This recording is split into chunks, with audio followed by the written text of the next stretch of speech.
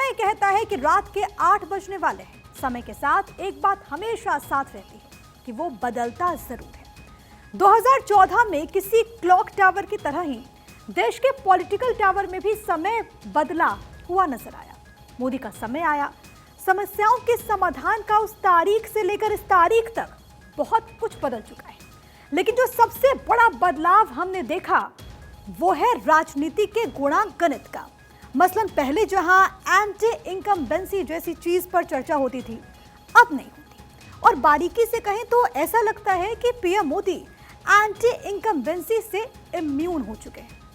हर चुनाव के साथ उनका ग्राफ बढ़ता जा रहा है। 300 पार के साथ शुरू हुए सफर में आज 400 पार की बात हो रही है। ऐसा क्यों है और इसमें मोदी नीति क्या है, इसको समझने के लिए आज सबसे पहले आपको तस्वीर दिखाएंगे।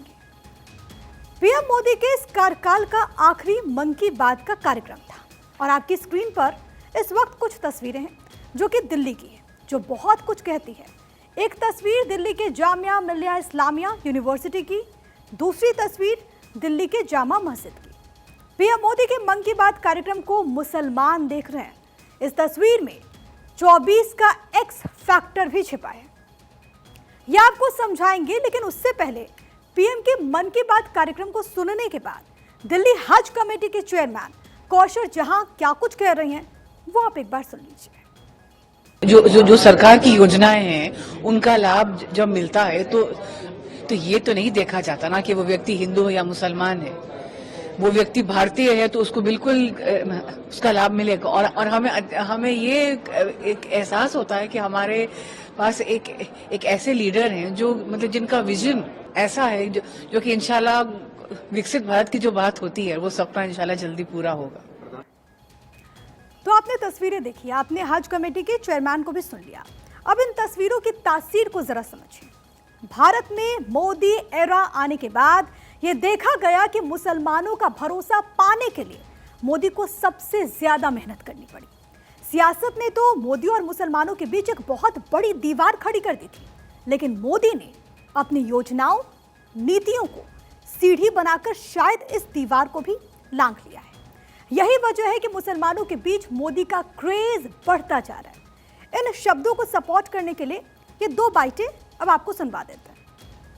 छत्तीसगढ़ की सरजमीन से भारत के तमाम मुसलमानों से अपील करना चाहता हूं और मशवरा देना चाहता हूं कि आने वाले लोकसभा के चुनाव में वो भारत के प्रधानमंत्री नरेंद्र मोदी जी का विरोध न करें। पार्लियामेंट के अंदर होम मिनिस्टर कह रहा है, भाई मैं थोड़ी कह रहा हूं, पार्लियामेंट के अंदर सबने ये कहा है कि ये CAA का जो कानून है ये बांग्लादेश, अफगानिस्तान, पाकिस्तान, म्यांमार, वहां से जो माइग्रेट होकर के अब तक यहाँ पर आए हैं और एग्जिस्ट कर रहे हैं यहाँ पर, उनको ये दिया गया कि इंडियन सिटीजनशिप नहीं दी गई उनकी। तो 2013 में दिल्ली के पॉलिटिकल कॉरिडोर में एक ही नाम की चर्चा थी, वो नाम था पीएम मोदी का। लेकिन पीएम मोदी के साथ एंटी मुस्लिम होने का टैग भी लगा दिया गया, क्योंकि वो कांग्रेस के माइनॉरिटी अपीजमेंट फॉर्मूला के खिलाफ बोलते थे। यही वजह रही कि पीएम मोदी को मुसलमानों का उतना साथ नहीं मिला। लेकिन आज जब बीजेपी 400 सीटों की बात कर रही है तो उसके पीछे भी एक फॉर्मूला है। अब आप कॉपी पेन लेकर के एक सवाल नोट करने की कोशिश कीजिए। साल 2014 के लोकसभा चुनाव में मोदी को 8% मुसलमानों ने वोट किया। कुल सीटें आई 282। उसके ठीक 5 साल बाद यानी कि 2019 का चुनाव हुआ, मोदी को एक बार फिर से 8% मुसलमानों ने वोट किया। उस वक्त सीटें आई 303।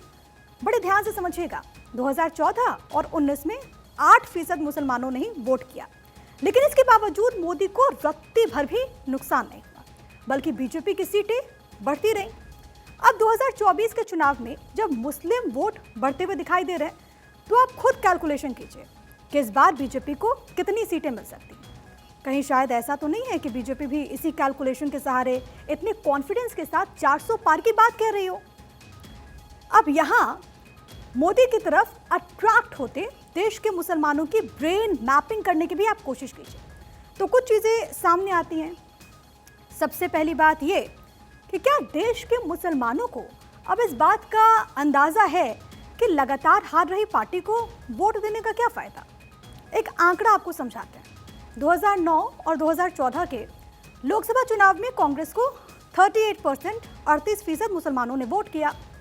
2019 में भी 33% मुसलमानों ने कांग्रेस का ही साथ दिया, कांग्रेस को वोट दिया, लेकिन उनका वोट इररिलेवेंट हो गया। ऐसे में क्या मुसलमान भी ये सोचने लगे हैं कि इररिलेवेंट होने से अच्छा है कि बीजेपी को वोट दे दें।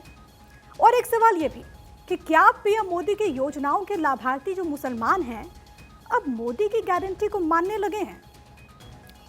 देखिए, ये तो हुई देश के मुसलमानों की बात, और कितने प्रतिशत मुसलमान मोदी के साथ आएंगे ये तो चुनाव के बाद ही पता चलेगा। लेकिन दुनिया भर में मुसलमान ये बात मान चुके हैं कि 2024 में एक बार फिर आएंगे तो मोदी ही। इसे उदाहरण से आपको अच्छे तरीके से हम समझाते हैं।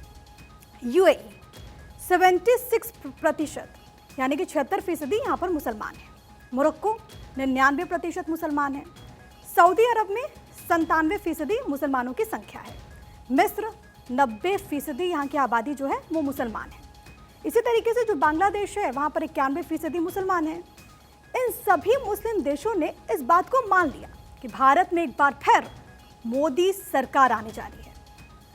और इस सब के बीच कुल जमा बात ये कि देश में माइनॉरिटी की प्रायोरिटी बदल चुकी है।